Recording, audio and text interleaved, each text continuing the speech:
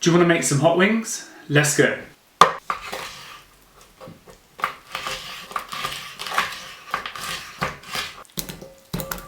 So you want to dry your wings, give them a good pat dry. Cornstarch, flour, agin, salt.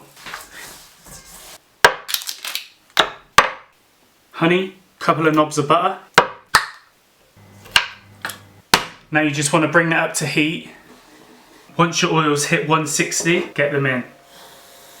Now once they've hit 75 degrees internal temp, get them out and mix.